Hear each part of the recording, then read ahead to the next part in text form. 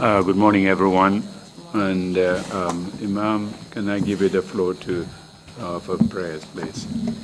أعوذ بالله من الشيطان الرجيم بسم الله الرحمن الرحيم الحمد لله رب العالمين الرحمن الرحيم مالك يوم الدين إياك نعبد وإياك نستعين إهدنا الصراط المستقيم صراط الذين أنعمت عليهم غير المغضوب عليهم ولا الضالين الله الذي جعل لكم الأرض قرارا والسماء بناء وصوركم فأحسن صوركم ورزقكم من طيبات ذلكم الله ربكم فتبارك الله رب العالمين هو الحي لا إله إلا هو فأدعوه مخلصين له الدين الحمد لله رب العالمين الحمد لله رب العالمين الحمد لله رب العالمين سبحان ربك رب العزة عما يصفون وسلام على المرسلين والحمد لله رب العالمين آمين. Thank you very much, Imam Jallo, for that. Bishop, you have the floor, please. Thank you, Chairman.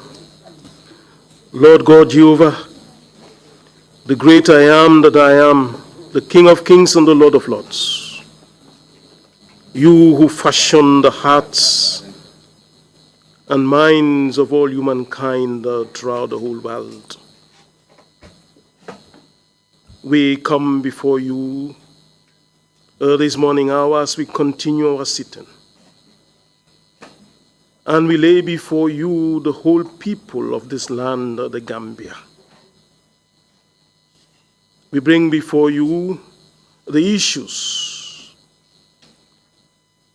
that are of concern to the majority of the people of this land concerning the TRRC. Lord, we ask that those who have committed atrocities, Lord, and those who supported them, that they will feel remorse and they will repent of their evil deeds. And their supporters will also come to terms with the truth and the reality. And we pray that your healing power will continue to pervade the whole land to heal all who have been hurt during those times. And we continue to say that the Holy Spirit will be in this land, that the reconciliation will continue on a daily basis. And as you are a Lord of forgiveness, and as we all depend upon your forgiveness, may we be willing to forgive. And as you are a God of justice, we know your justice will reign supreme to the good of all in this land. This we ask through Christ our Lord. Amen. Amen. Thank you very much, Bishop, for that. Council, I believe we are continuing with the witness from yesterday afternoon. If we are, please proceed. You have the floor. Good morning, Mr. Chairman. Good morning, commissioners, and good morning, members of the public. We are ready to with the witness.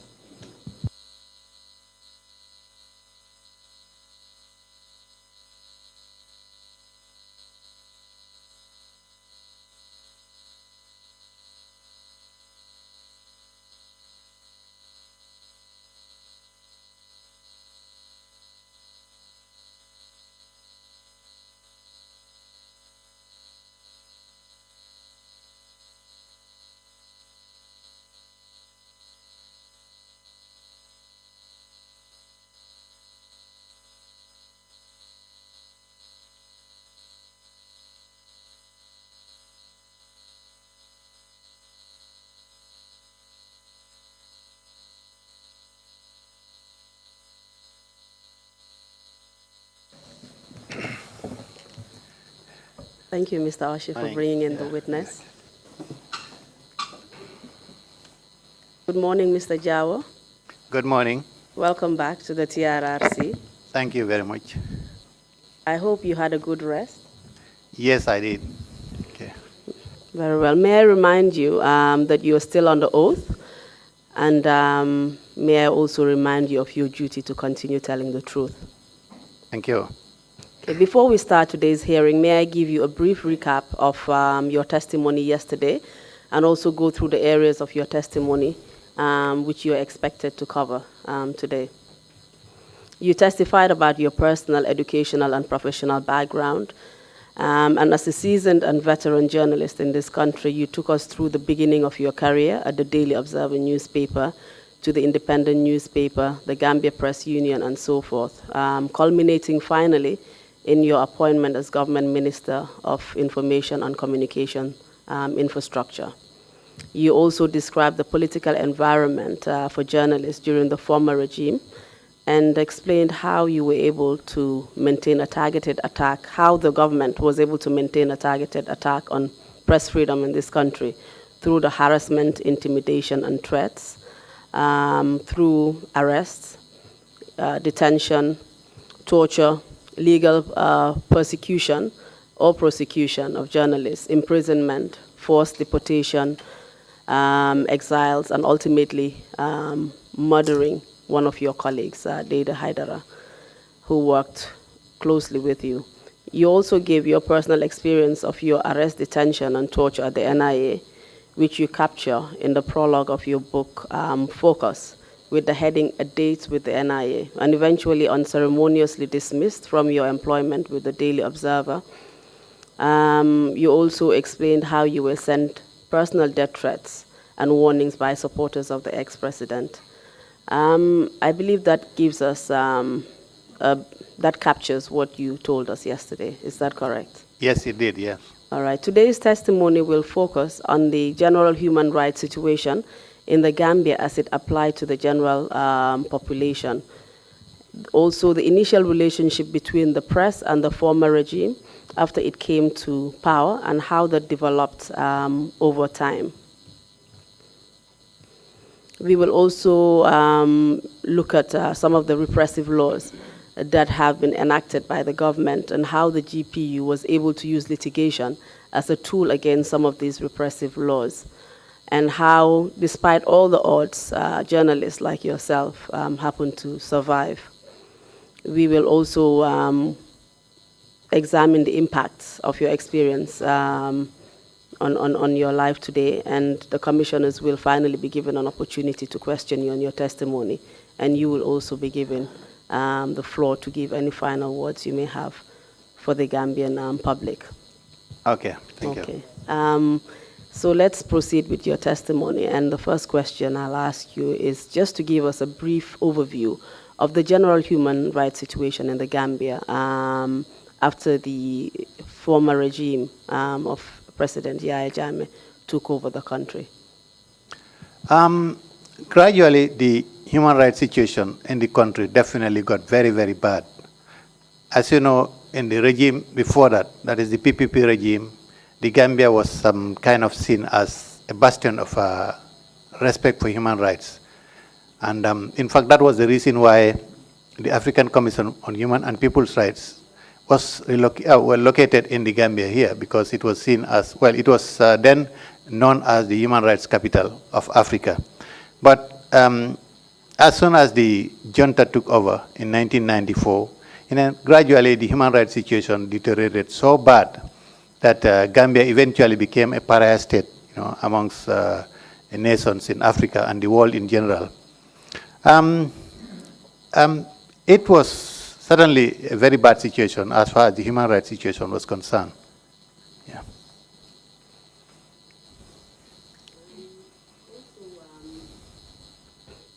My apologies.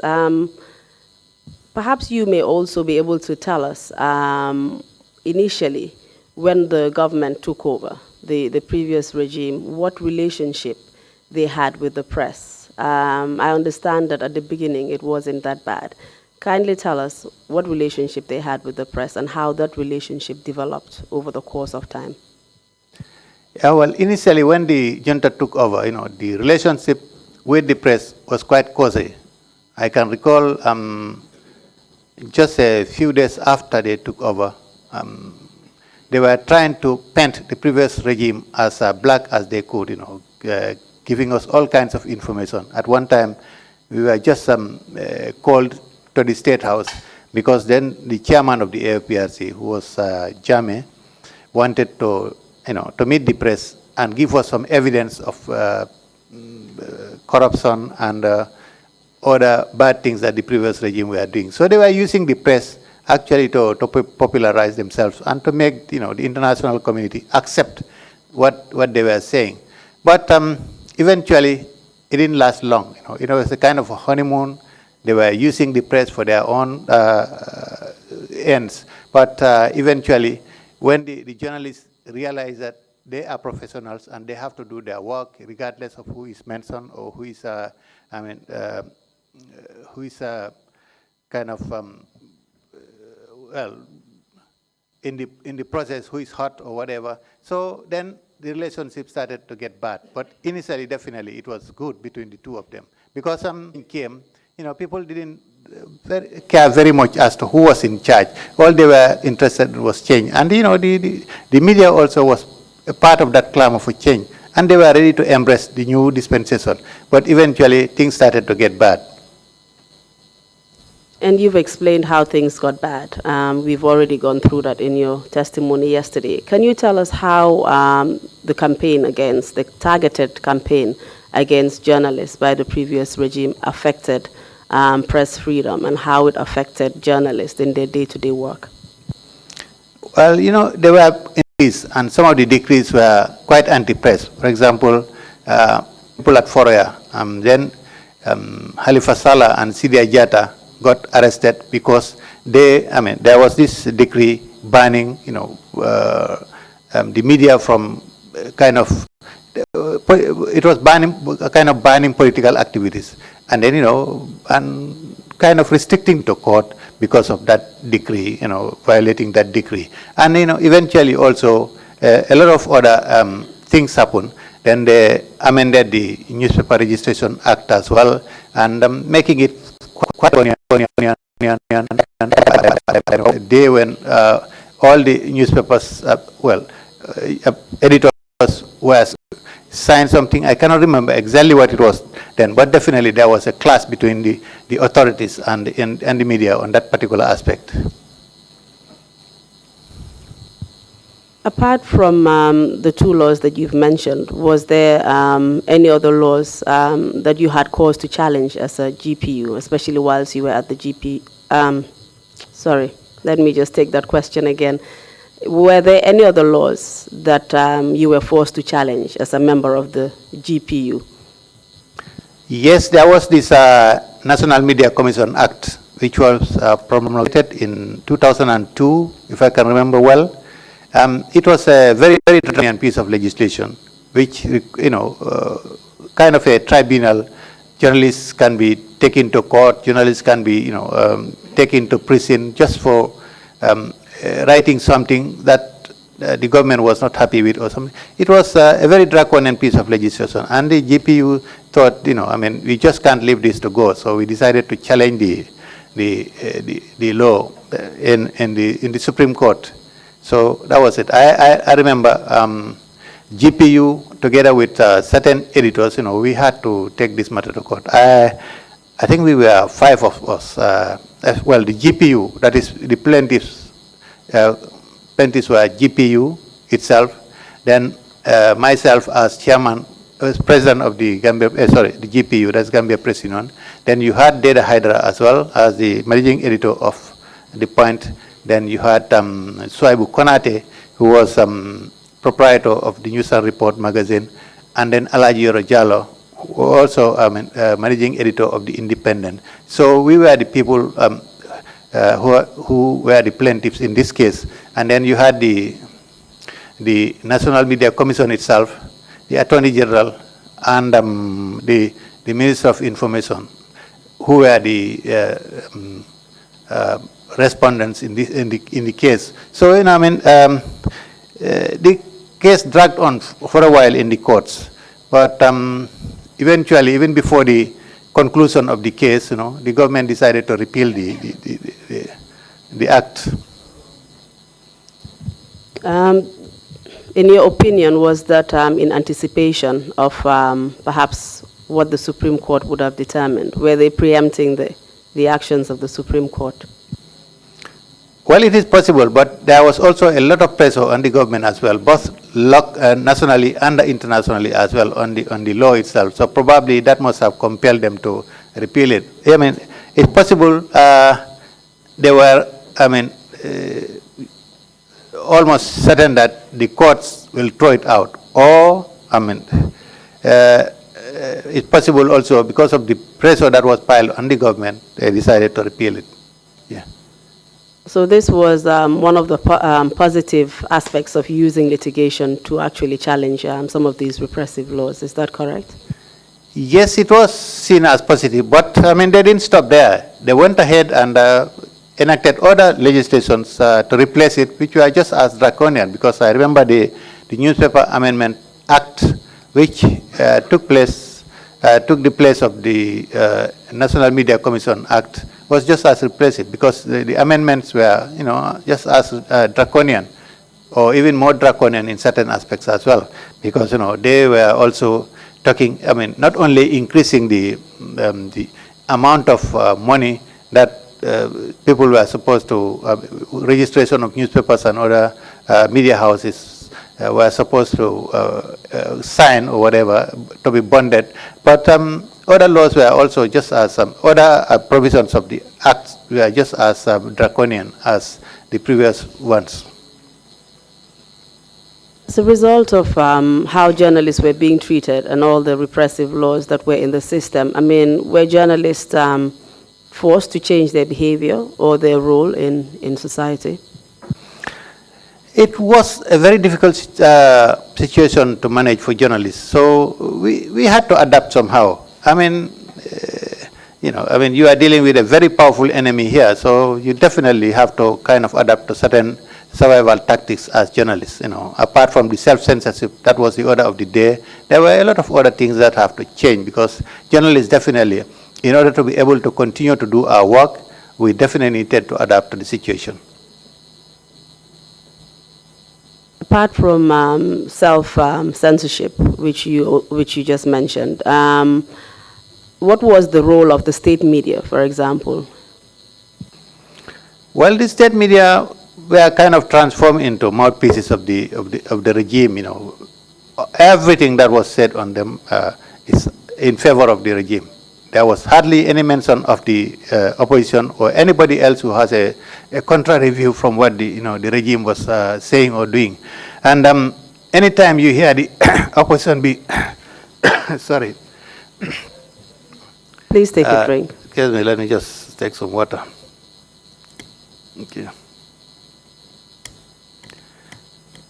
Like I said, anytime you hear the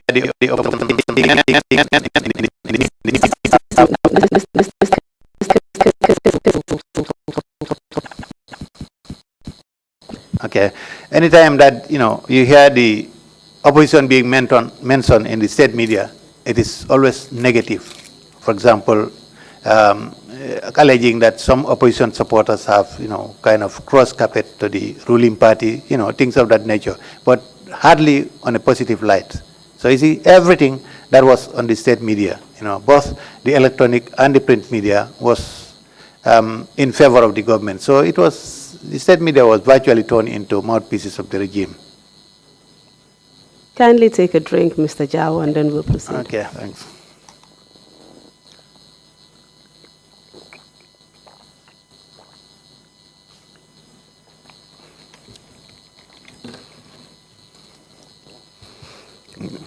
Where the independent media, for example, and also the opposition parties, or people who were supposed to have been opposed to the government, were they allowed to have access to the state media? Hardly. There was hardly any access of anybody with contrary views to the government access to the.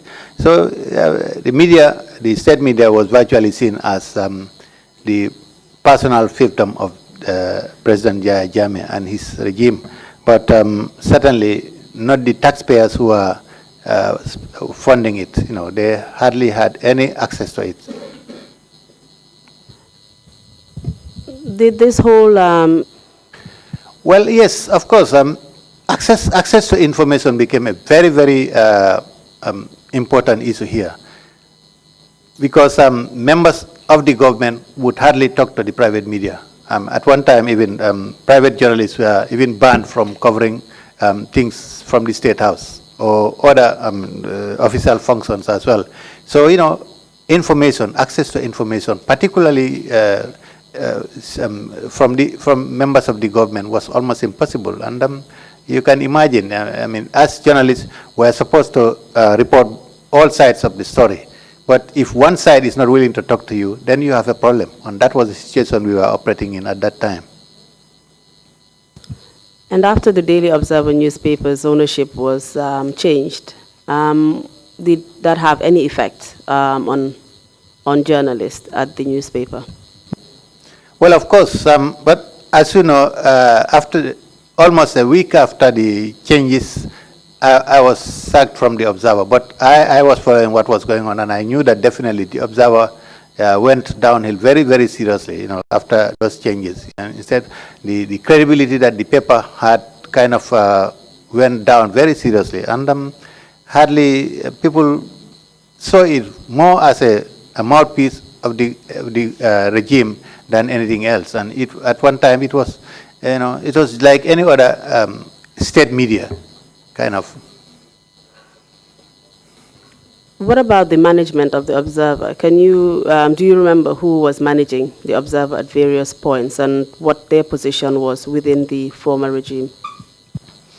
Well, I know after the changes at the Daily Observer, the first managing director was Sariang Siseden, a former employee of the then Customs Department, and he was the one who actually signed my letter of sacking. Well, I know after that there were changes as well. I remember Buba Balde was made managing director at one time, and then I know Sajatal also was once MD there, and so there were several changes. I know Sirif Bojang also became MD at one time. So a lot of changes were, but all those changes actually were people, most of the time were people who were very, very close to the regime, either members of the ruling party or in fact, at one time,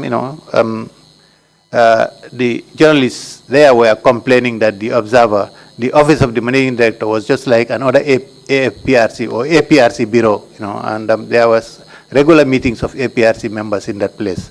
So it was kind of transformed into a structure of the ruling party. Did the ruling party then succeed in actually silencing journalists and avoiding the criticism, which they didn't want? Did they succeed in doing that?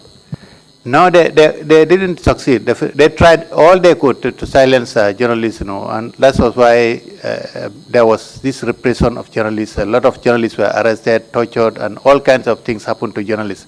But despite that, we were quite resilient, and we went on doing our job in a very hostile environment. But nonetheless, we still continued to do our work. And what gave you the motivation to do that, from your own perspective as well as those of your colleagues? Well, because we considered ourselves as professionals, and we knew that we had a role to play in the society, and we were not prepared to allow anybody to prevent us from playing that role in society. As journalists, we were members of society as well, and we had our role to play.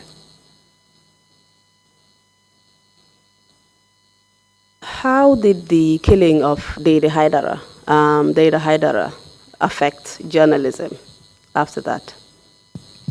Well, of course, it had a very negative impact on, on the morale of journalists in this country.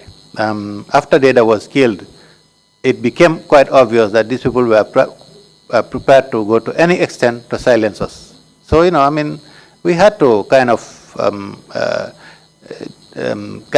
employ certain survival tactics. Some people just couldn't bear it. They had to leave the profession, go into other areas. Some even left the country altogether, and they went into exile. But those who are left behind, under very difficult circumstances, still continued to do the work. And, criticisms of the government and, pointing out the errors and giving voice to the voiceless was still going on. And despite all that, yeah. Can you tell me what what the impact has been, your victimization, what impact it's had on your life? It wasn't easy, particularly in my case. Then I was the head of the Gambia Press Union, because all the complaints ended on my desk. So it was definitely not easy. It was my responsibility as president of the Gambia Press Union to make sure that journalists could be able to operate within this hostile environment and do their work. It was not easy at all, absolutely, particularly in the fact that the GPU didn't have the necessary funds to be able to carry out its activities as we wanted to. And with the hostile environment as well, things were very, very rough. But all the same, we still continued to forge ahead as journalists. What about your personal detention at the NIA? Did that have any impact on your family or on your health? Not maybe directly. Well, of course, my family, like everybody else, they were concerned about my safety, but I'm sure they understood the situation that because I've chosen to be a journalist and it was a risky profession, particularly in that era in this country. And they were quite supportive of me. And well, with regards to my own health, of course, as I said, I was subjected to a barrage of mosquitoes while I was at the NIA, but it didn't affect me. Of course, malaria maybe probably is a common thing in this country. I had malaria at one time or the other, but it didn't stop me from doing my work. Yeah. What about emotionally and psychologically? Did it have any effect? Yeah, of course, I was a bit concerned about my safety, but well, I tried it not to affect my work in general. I continued, and I've been continued doing my column with the Observer until the time I was sacked. So it didn't definitely stop me from writing or doing whatever I was doing. I didn't change my way of life as such because as a result of that detention. Did you live in fear, for example? Fear. I didn't make it to seem that obvious that I was fearing anybody, because as I said, it didn't stop me from doing my work. It didn't stop me from writing the critical things that I was writing. So I was, kind of a bit defiant, showing these people that I have a role to play and nobody will stop me from playing my role. Yeah. You must have been very courageous. Well, maybe you can call it that, but I can assure you the Gambian journalists were quite resilient and we were prepared to go to any extent to do what we were supposed to do. Yeah. Thank you very much, Mr. Jawo, for a wonderful testimony. Mr. Chairman, that's the end of the witness's testimony. I'll hand over to you for questioning, and then finally we'll have final words from him. Thank you very much, Council. And thank you very much, Mr. Jawo, for your testimony. Commissioners, do you have any questions? Commissioner Carr, you have the floor, please. Thank you, Mr. Chairman. I have one question, and that is in relation to what explains the slow pace of reforms for the oppressive media laws. And I ask in relation to the fact that you served as Minister of Information. At what point? Excuse me, could you please ask it again? Yes, I just want to understand what explains this, the slow pace of reform for the oppressive media laws that have been highlighted here, since you served as Minister of Information? Thank you. Yeah, okay. Yes, I agree. The pace of reform is not as fast as we would all have loved it to be. But while I was Minister of Information, we actually started the process. But as you know, it's a multi-sectoral thing. It is just not only the ministry that will sit down, isolate certain laws and want them, repealed. because the Ministry of Justice must be involved, and other sectors as well must be involved. So it's a process, and we have gone very far in it when I was minister, involving the GPU and other actors as well. But and I am very certain that the process is still going on, and the government is definitely serious about carrying on the reforms. But as you know, I mean, things could be a bit bureaucratic, or that is what is causing the delay probably. But I am almost quite certain that it will go ahead. Thank you. Thank you very much. Imam Jallo, you have the floor, please. Thank you. Mr. Jao, I've just heard you say that giving voice to the voiceless. This is a very important intention. How can you ensure that this intention can be translated into possible actions in the future for future Gambia? Thank you, Commissioner.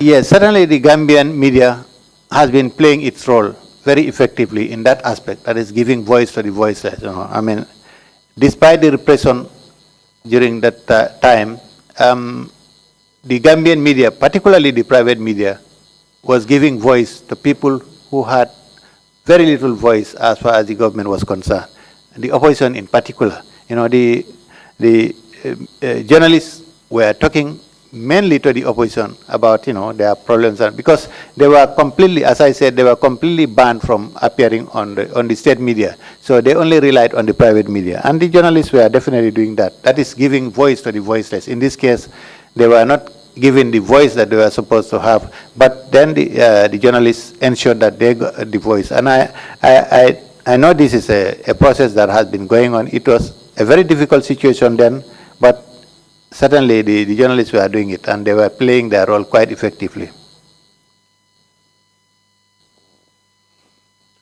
Thank you very much. Any more questions? If not, Mr. Jao, do you have any concluding remarks to make? Please proceed. Okay, Mr. Chairman, let me just, I got a short statement that I want to read here. Thank you, Mr. Chairman, and thank you, commissioners and councils, for the opportunity given to me. I definitely agree that the TRRC is a very important organ in this country, particularly in reconciling Gambians, and you people seem to be playing quite an effective role in that. I have no doubt about that. Looking at the caliber of people that comprise the TRRC, at least more than half of the members, I'm very familiar with you. At least 2 of you have been my teachers in the past, and most of you I've known personally. Well, as for you, Mr. Chairman, this is what we can call love at first sight. You know, the first time I met the chairman, we embraced each other, and I mean, since then it looked as if we've known each other for life. So, you know, seeing this caliber of people that comprise the commission, I have absolutely no doubt that the commission will be able to deliver its mandate. On a personal level, I follow the proceedings honestly, and despite the fact that as a journalist, I was covering some of the issues, I have learned a lot on the massive human rights violations and degrading treatment that several Gambians had to go through, particularly in the media.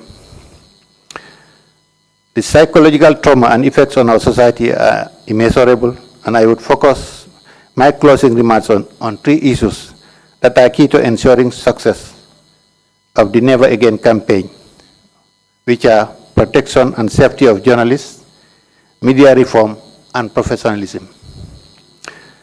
On protection, I'm aware of the importance of the role of the media, particularly conscious of the fact that the journalists across the world are generally the first targets of dictatorships and others who want to bury the truth. The UN sought to address the issue of impunity on crimes against journalists through its action plan on safety of journalists 2012 and the resolution on the safety of journalists 2019. Both of them specifically deal with protection mechanisms that the UN and its member states must put in place to enable journalists practice their work without fear or reprisals. And in the worst case, that impunity is not the order of the day in relation to crimes against journalists. On reforms, draconian media laws as referred to by the GPU Secretary General still exist in the Gambia.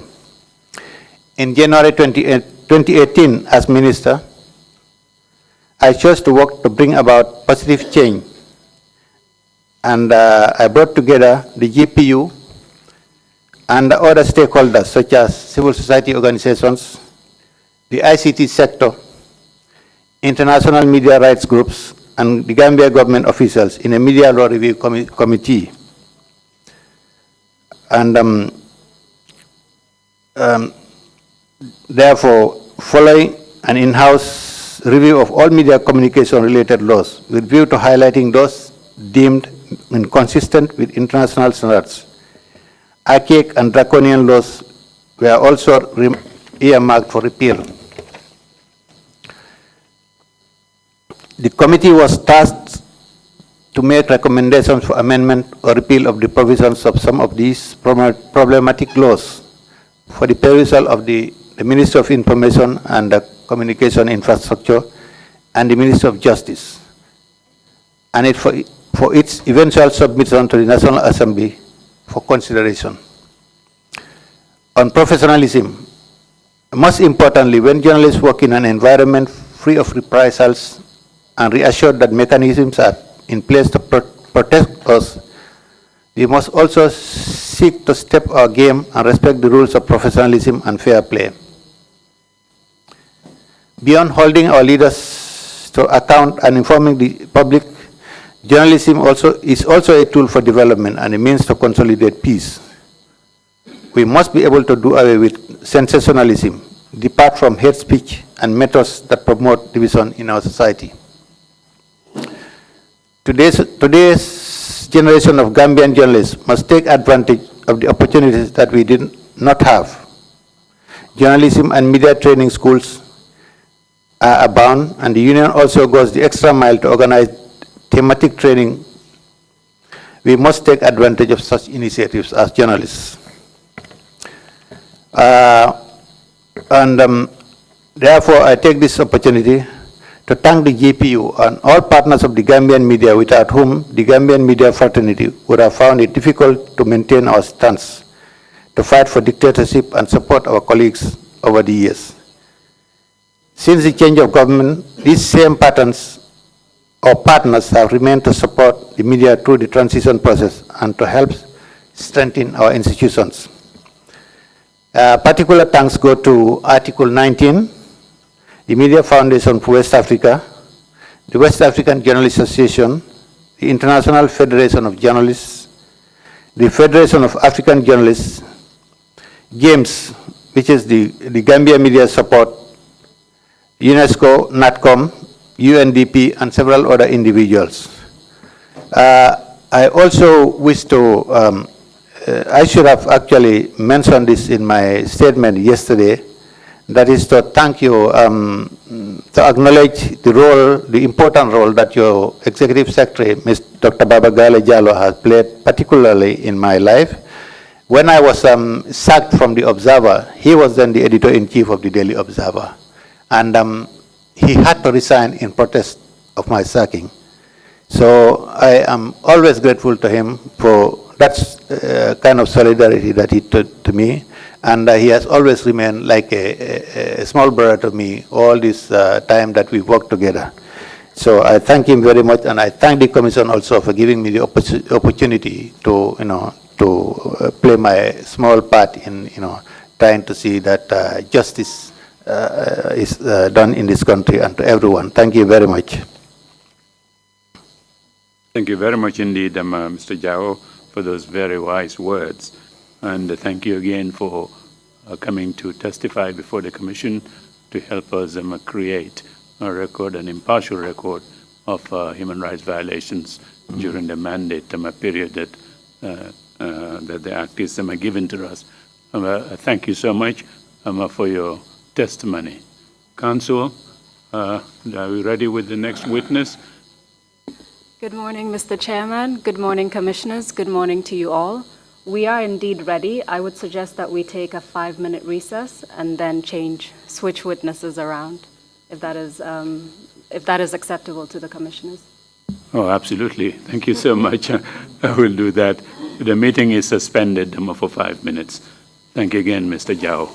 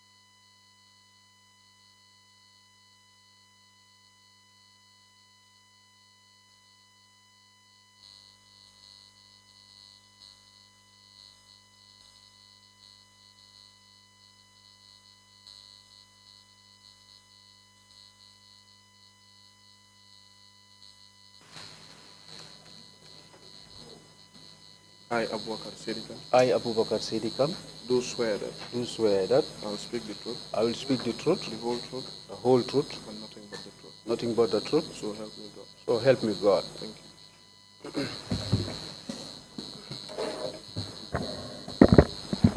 Good morning, Mr. Sadikan. Welcome to the Commission. Thank you very much, Counsel. As you already know, my name is Horeja Balagay. We have met a couple of times. I will be asking you questions today on behalf of the commissioners. We will be looking at the information that you provided us regarding harassment and intimidation, arrest and detention of journalists. But before I tell you exactly what we will focus on, I would like to draw your attention to a few rules that we have here in the Commission. I'm being told to project my voice into the mic, so that is part of what I want to explain to you. Please ensure that you speak directly into the mic, as I'm doing right now. Also speak slowly, because there is interpretation into local languages in the hearing room. Additionally, allow a few seconds at the end of my speech before you start responding, so that we can avoid overlapping speech and make it easier for the interpreters to interpret your testimony as well as my questions. Is that clear? Very well. If at any point you do not understand my question, please ask me to repeat it. If it is not very clear and you would like me to explain it further, feel free to ask me to clarify, and I will do so. So for today's session, we will focus on initially your biographical information, as well as your education and professional background. Then we will generally address from your perspective as a journalist where you worked, what kinds of experience you had in terms of the climate under the previous regime, the Jammeh regime. We will then focus on 4 incidents of human rights violations and abuses against journalists, including yourself, and that's mainly between 2009 and 2012. You already know what those incidents are, so I will wait until the natural flow of your testimony. So that's what we will address today. Are you ready to proceed? Yes. Can you please state your full name for the record? My name is Abubakar Sedikan. Can you tell us when and where you were born, Mr. Sedikan? I was born in Brikama, Kembujay, and this was in 1983. Do you remember the date? It was on the 25th of December, 1983. Can you draw the mic closer to you? Yes. It's all right. Yes, I think that's fine. Yes. Can you tell us a bit about your educational background? When and where did you go to school? Yes, I started my educational background in Brikama Community Center and then was enrolled at Talindim Primary School in Serekunda. What year was that? That was from 1991 to 96. Then later my father took me to the provinces in Kian Dumbuto. So I was traveling from Dumbuto to Kian Kuinala, where I did my junior schooling for the first time. That's from 97 to 99. So 99 I came back to Kombo, and I was enrolled at a private school called the Roskali International. But that year I didn't sit to the grade 9 examination, so I had to go for another year. So I was in Brikama Upper Basic School, commonly known as Alpha Khan. So from Alpha Khan, that was in 1999, and then 2000, 2001, I had a break. So in 2002, I was at Newsworth High School. From 2002 to 2005, I completed Newsworth High School. So from Newsworth, I came to West African Insurance Institute, where I read diploma in law. What did you do after that? After that, the opportunity that I had was going to exile, and I was enrolled at British Council. There is an institution in Senegal where I went to enroll, and I was reading English language. Sorry, just to be clear, after you finished Nusrat High School in 2005, you enrolled in the West African, what was the name again? No, West African Insurance Institute, that's why. Insurance Institute. Yeah. When did you complete your studies there? That was in 2012. Okay. Yeah, that was in 2012. Yeah. So I'd like to take you back to when you finished at Nusrat High School in 2005. Exactly. Did you begin working after that? 2005, I started with the Fourier newspaper after my graduation from high school. So you began working at Fourier newspaper in 2005. What was your role at the newspaper? I was a distributor, newspaper distributor. I started as a newspaper distributor, but before that, there was a problem of acquiring a job in the Gambia in those days, and I was very young. So I went to Mr. Sala, the honorable member for Serekunda, Halifa Sala, and explained my problem to him. He was giving some counseling to people, not only me. Then he advised me to come to Fourier and then, start, doing some freelance work. But in those days, I could not have the capacity to be writing articles and stuff like that, because it wonders me, how do people write articles? Because I was fresh from school. So I started from distributing papers till exactly. So as a newspaper distributor at Fourier, can you tell us which areas you worked in? Like, where were you distributing papers to? Yeah, I was distributing from Churchillstown to BB. Yeah, those are the areas and then traffic light towards Senegambia. So Churchillstown to BB in Kololi, and then traffic light, meaning Caraba Avenue. Those were the areas that I was distributing. Okay. Just allow a few seconds after I speak so that we don't have overlapping speech. Yeah. Where were the offices of Fourier located at that time in 2005 when you joined? It was in Churchillstown.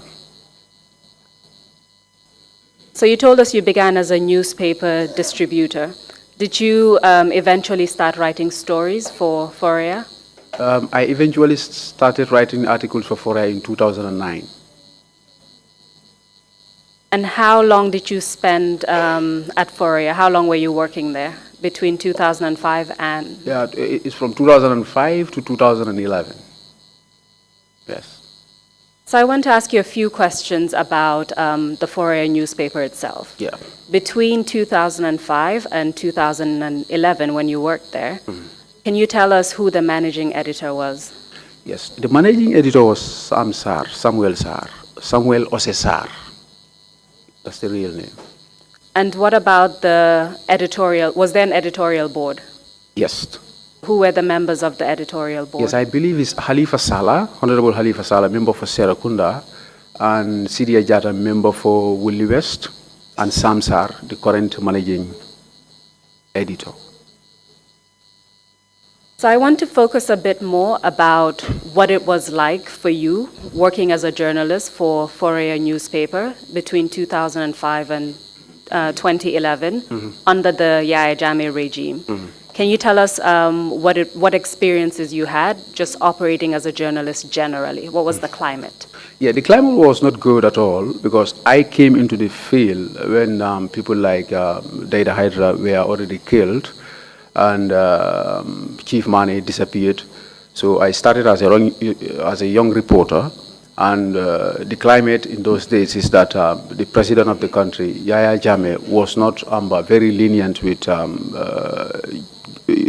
professionals like journalists. So even some of the security officials, the way they view journalists, especially those working with the Foria newspaper, was very bad. Foria was a very critical paper to the government. They were always critical to the government when it comes to issues of human rights, issues of freedom of expression, issues of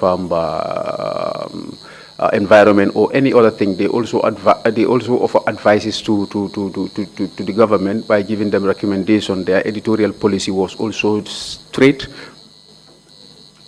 Yes. Just slow down a little bit, okay, so that everyone can hear clearly what you're saying. Please continue. Yes. So that was the climate that I made at Foria. So I had to be careful in the way and manner in which I produce my articles, the legal implications and stuff like that, because I always hear security officials the way they speak against some journalists, especially those working with the Foria newspaper. So the climate, in short, was not conducive at all. Well, let's unpack some of what you've just said. You talked about how security officials would talk about journalists. Can you give us some examples of some of the things that they would say or how they would treat journalists from Foria, for instance? Exactly. In one of the instances, I was invited at the police headquarters in Banjul when the former police chief of the former police inspector general of police, Esa Baji, had to attack me in a press conference. That we, the Foria journalists, write some articles and then we refuse to verify them. And if care is not taken, some of us will be taken to court and will be imprisoned. So when I came, I reported the matter to my managing editor, and all that he has to say, you don't have to mind about some of those threats that are coming from the police officers. Just do your work as the way it should be. So at that press conference, there were journalists from other newspapers, yes, is that correct? Absolutely. But the Foria was singled out from yes, what you recall? Yes, that was Esa Baji just looked at me and then threw those words at me. How did you feel when you heard those words? I felt bad. Allow a few seconds between exactly. our speech. Exactly. How did you feel when you heard those threats from IGP at the time, Esa Baji? I felt bad. I feel bad. I was threatened also because he was the police chief at the time. And so when you returned and conveyed that information to your managing editor, Mr. Samsar, and other members at the Foria, tell us what was the reaction in detail. Yeah, you know, Sam is, I presume he's a legal-minded person, so he had to advise me and ask me not to worry about what Esa Baji said, because if I write articles before they are published, they are properly checked. We have different editors at Foria that used to check into articles before they are published. So if he should threaten me, and because of I'm working at Foria, I think that has to do with the editorial policy of Foria. You know, the way they view things. You know, people have different way of analyzing things. So some had to advise me just to calm and then proceed with my work, because that was my role. I have to be giving out to the public. So the advice was very good. I was convinced. You mentioned that you mentioned the editorial policy of Foria. Can you explain in detail what you mean by that? What was the editorial policy in general? Yeah, Foria was very critical when it comes to analyzing issues. And the day-to-day matters, that was, you know, in the days of Jammeh, things were so stressed when it comes to Foria.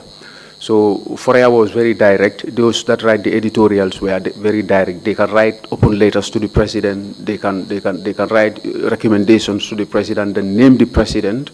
You see what I mean? So the editorial was coming from people who are very educated. So I see this was not going down well with the present government at the time. So this is why people like us were singled out in the profession as opposition journalists in those days. And why do you believe you were singled out as opposition journalists? What do you mean by that? Yes. The editorial board, members of the editorial board are very outspoken people at Foria.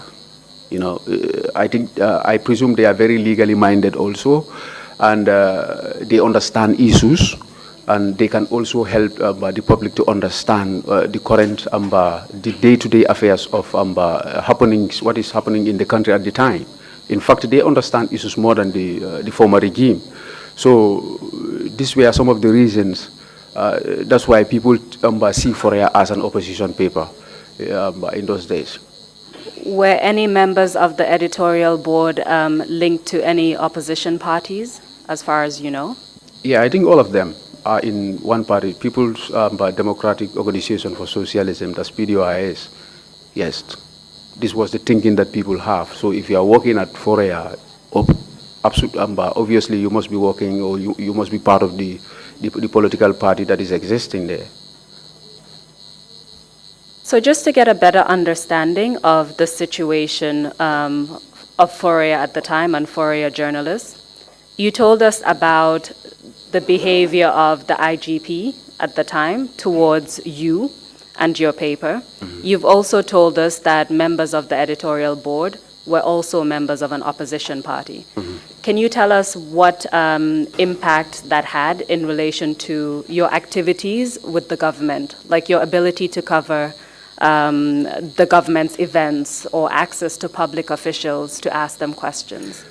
Yes, what they fail to understand that not everybody who was working at Foria is affiliated to the political party. People were working there as freelance journalists, others were there as staff journalists, but our political ideology might be different. So, but the public eye on us was that if you are working at Foria, obviously you must be part of the political party PDOIS. So this is why I stated initially that the IGP Esabaji, when he attacked me at the police headquarters, throwing words at me, the belief was that he thinks that I am part of that political party. That's why he said, "You Foria journalist." So that was the intimidation coming out, but it has to do with their mindset. What about access to cover government events? Was Foria given access to cover government events, for instance? It was very minimal. Invitations to Foria to cover government events was not encouraging at all in those days. They were sidelined by the government completely. In my time, yeah, it was very hard for me to go to government programs and then cover it. All the coverages that were coming from the government were given to the Daily Observer or the GRTS, state media, were the one who had the opportunity to be going to State House and be covering events. So from what you've said, you felt that Foria was sidelined and you didn't have access to information in some instances to do your job. Is that correct? Yeah, but even some of the private medias, you have so many private media that were in the country. Daily Observer was operating, GRTS was operating. But what I'm trying to say is that events that has to do with the state, most of the time, they consider the state media to cover it than the private media. So you have the Point newspaper, the Voice newspaper were all there, but we were not given this opportunity to be covering by events that has to do with the state at the time. We've already heard testimony from the Secretary General of the GPU regarding some of the arrests and detention of members of Foria. For instance, Mr. Sekou Cisse in 2008, Mr. Fabakary Cisse in 2007, and Mr. Yaya Damfa in 2007 as well. So I would like to focus more on events that you know directly, firsthand. Can you tell us about the incident that occurred in 2009 regarding the arrest of one of the members of your editorial board? Yeah, in 2009, it was on the 15th of June 2009, on Monday, around 6 o'clock. I was at my office at Foria after writing my articles already, and then decided to brew attire with one of my senior editors, who is now the member for Wuli East, Suwaibu Ture, National Assembly member for Wuli East. So while we were sitting down, I saw this man who came from the street, but he was completely drunk, fair in complexion. He came, he was asking for Samsar, but Sam had already left the office and then have gone to his house, because Sam was living just next to his house. There was just a fence in between the office and the house. So Sam left, he was in the house, lying down. So the guy came and asked me, I was brewing that attire. So I asked him, who are you? But he never explained. So he went out. So when he went out, Suwaibu Ture told me, who is this guy? He said, I don't know him, but he's asking for Samsar. So later, I saw two plainclothes officers who came in and said they are asking for Samsar. So that was the time that we were all alerted, and then said to ourselves, look, something is going on. So the man who was drunk was never seen again. He disappeared. So the two plainclothes officers went into the house and knocked the door and then called the name of Samsar. Sam came out and they started speaking with Sam, because they were the three in number standing. So, but I saw Sam telling them that he is somehow sick, was asking them some questions. I'm not sure what Sam was really telling them, but I saw them. They came out from the compound and they were moving towards the vehicle. There was a vehicle that was standing outside. It's a small one. From where you were at that time, could you clearly observe what was happening? Can you repeat that again? From where you were at the time, could you clearly observe what was happening? Exactly. It was an open space. So I was standing viewing directly. The two plainclothes police officers, did they identify themselves when they arrived? They identified themselves to Samsar, but not to you? Not to me, yes. Yes.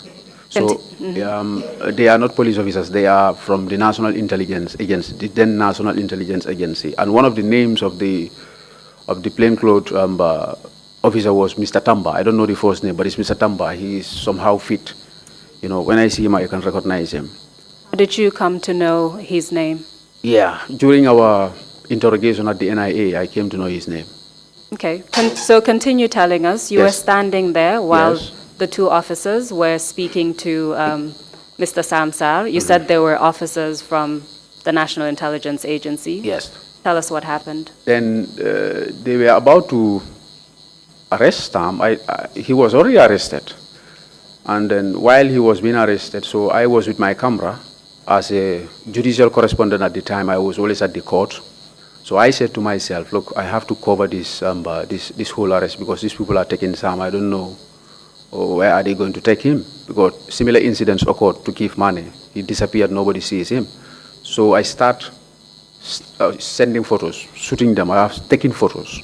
So when they could have not noticed when I was taking my photos, but because of the flash of my camera was on, so when I flashed, they saw the flash and they just came on me and asked me as to why I should take those photos. I said, you are arresting my editor, my managing editor. So I am a journalist working for this paper, a freelance journalist. I want to document the arrest and then write the story so that it can be published tomorrow. So Mr. Tamba just grabbed my camera and then seized it and then just hold on to my side and asked me to get into the car.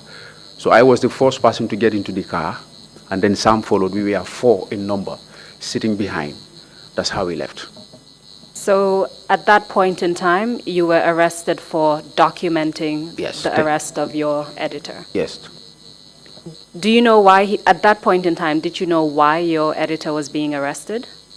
Yeah, the reason, it was in relation to an interview conducted by the late Keba Diba of GRCS with the former president Yahya Jammeh. In this interview, Keba Diba asked the former president as to the allegation or the accusation that people used to say that who killed Daida Haidara, that he was the one who killed Daida Haidara, or he should have had some knowledge about the killing of a veteran journalist called Daida Haidara. So the president, in his response, he was, you can see it from his face that he was angry with the question and said to Keba, look, if those people, all those people who are asking about the death or the circumstances surrounding the death of Daida, I'm sorry to say this, but they should go to Daida Haidara in the grave and ask him as to who killed him. That's what he said. So when he said that, the former president of the Gambia Press Union, by the time was in Mali. I think she was on international appointment, Data Fasose, wrote a very lengthy article. I don't know whether it's an opinion piece, but it was an article in response to what the president said. A press statement? Yes, it was a press statement. That, but what they was trying to explain there is that, to my understanding, was that the president spoke at death, and that's not leaders should speak like that. So they was trying to advise and to tell him to take his time, that, you know, investigations are ongoing. So whatever happens, we will know whether the government was responsible for the killing of Daida or not. So this article was sent to Forea. I did not know when the article was sent to Forea, because I'm not in connection with the whole episode. But the article was published on Forea newspaper on Friday, you see, and then Friday, Saturday, Sunday, Monday, on the 15th of June, the Point newspaper published the same article. So when the Point published the same article, Pap Sen, Ibrahima Sawane were arrested. Sarata Jabi Diba were all arrested. Emil Toure was also arrested. Pamodu Fall was also arrested in connection to that article. So, to my understanding, Sam published the article on Friday and he was never arrested. So the NIA officers, that 15th of June, 2009, around 6, they were there at Forea's office to arrest Sam. So in that process, I was also taken. And we have heard a little bit about this incident, which became known as the arrest of 7 journalists, Yeah. and later became 6. We'll get to that. Yeah. So you were put at the back of the vehicle, you, Mr. Samsar, and the 2 NIA officers. Definitely. And a driver was taking you somewhere. Where were you taken to? We went to the NIA the then NIA headquarters. Is now the SIS. Can you tell us where it's located? It's in Banjul, just next to Marina Parade, just opposite the High Court of the Gambia, the Supreme Court of the Gambia. During your journey from Fouria's office in Churchillstown to the NIA headquarters in Banjul, did any conversation take place? Did they provide you with any information as to why you're both being arrested from their perspective? We were all quiet throughout. From Foria, Churchillstown up to Banjul, we were all quiet. Yes, I was with my recorder, but I had to even hide my recorder because I knew at the time if they see the recorder, they would have seized the recorder from me too. Was trying to record some of the things that they would say in the vehicle, but we were all silent. They were all frowned. Can you tell us what happened upon arrival at the NIA headquarters? Yes, upon arrival, we were parked. Me and Sam met Pamodu Fall, Emil Toure, and others who were initially arrested there. So we were all packed in one hall, and they gave us some mattresses. So there were some checkings in and out there, taking our names and stuff like that, our profession, where you work, details. So the following day, they came to ask us to give statements, you see. So still focusing on that first day, you were arrested around after 6 p.m. Yes. When you arrived there, did they provide you with any other information as to what you were doing there or what you could expect? Yeah, they were quiet completely till the next day. Were you provided with any food that evening? Yes, to be honest, but later food was coming from outside. What kind of food were you provided? Yeah, this is family food. It's benachin, bread. I'm referring to the first night when you arrived at the Yeah. NIA headquarters. I ate bread.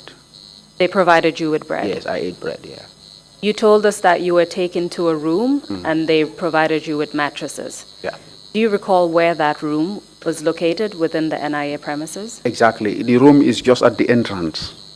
Now there are some refurbishments that are done there, but I can still recognize the place. Is it in the main building or in another building? No, it is just when you are entering. Yes, you can have it on your right-hand side. That's where we were giving mattresses to sleep.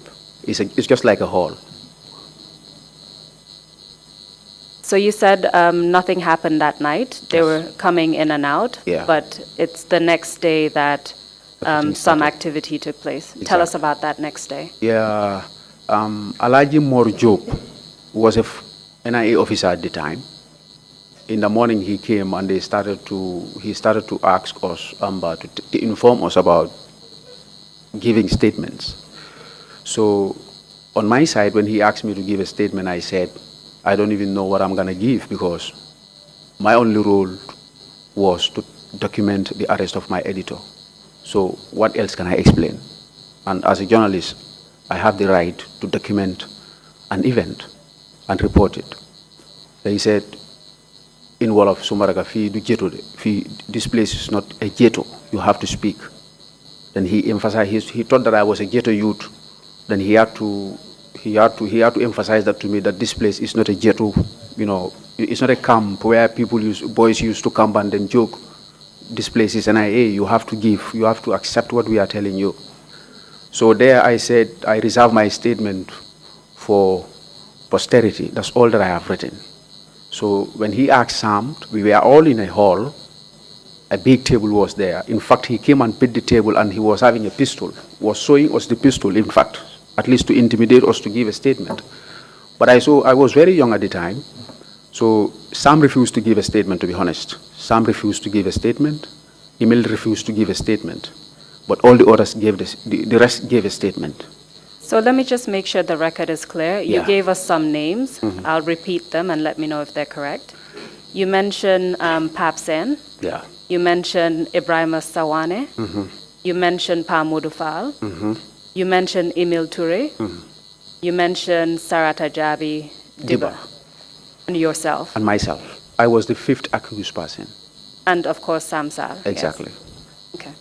So the rest gave statements. Yeah, the rest gave statements, but me, Emil Toure, and Samsar did not give a statement. So, but they did everything for us to give statement, but we refused to give statement. Can you tell us what happened after that? So from there, that was on the 16th of June, 2012. So 17th, we spent the night. On Thursday, Thursday, we were taken to Carnegie Magistrate Court. So from Monday to Wednesday, Yeah. During those 3 days, were you given access to lawyers at that point? No access to any lawyer. Even to call our families and then talk to them was a problem. But our family members, each of our family members were coming. In fact, there was a point in time they had to seize our food. I had to, know that from one of the officers there that our food was there, but they refused to give us the food. During those 3 days, did they give you any information as to why you were there? I know you told us why you believe you were there, but did they give you any information during those 3 days as to why exactly you were there? I was not giving any information as to why I was there. Sometimes they will deal with Samsar in private because there was a point in time that Sam has to be taken to another room. You see what I mean? So me, Pap Sen, and others were at the same. I don't know why are they interacting with Sam like that. So, but I was never informed as to why I was there. I personally. You mentioned one person, Mr. Alaji Moore Job. Yeah. During that time, did you recognize any other NIA officers? Many of them. I recognized the former NIA director, that's Yankuba Baji. He was present? He was there. He knows my brother, my senior brother, who was living in England. When he saw me, he said to me, "Are you a junior brother of Mr. X?" I said, "Yes." So he just kept quiet. But that time, he was not the director of NIA. He was a junior intelligence officer. And many of them, of course, if I see them, I can recognize them. Provide us with the names that you know and what the circumstances were, whether you interacted with them or not. Yeah, Yankuba Baji, I interacted with him just like I explained. So Alaji Mor Job was persuading us to give a statement. So the other NIA officers are Mr. Haidara. He is fair in complexion. He was a very kind guy, but I don't know him much. But he never come to us and then, but he was into our issue. But do you know his first name? Yes, I don't know his first name because it's a long time. But do you know what his role was at the time? Exactly, I cannot recall his role. Okay, please continue. Yeah. Who so else? Then we were taken to the Carnegie Magistrate Court for our first. I was still asking you about the names of the individuals. No, those are the names that I Those know. are the names, Yes. okay. And I believe this is a convenient time to stop, and then we will continue after the break. Mr. Chairman? Thank you, Council, and thank you, Mrs. Sedi Khan. We will take a 30-minute break and come back at 12 noon. Meeting is adjourned.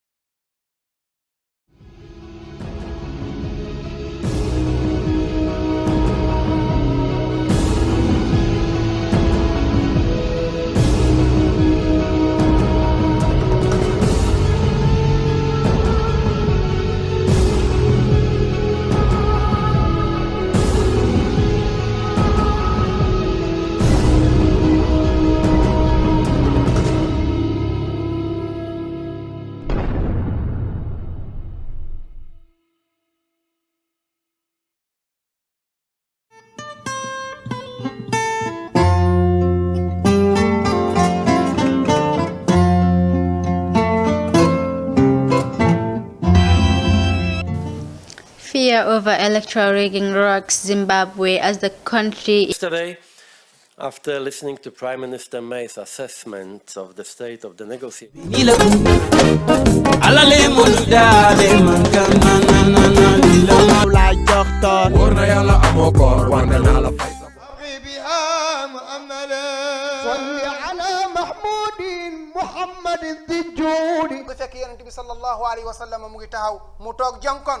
why it is our diocesan patron feast day is because the Cathedral of Our Lady of the Assumption is dedicated.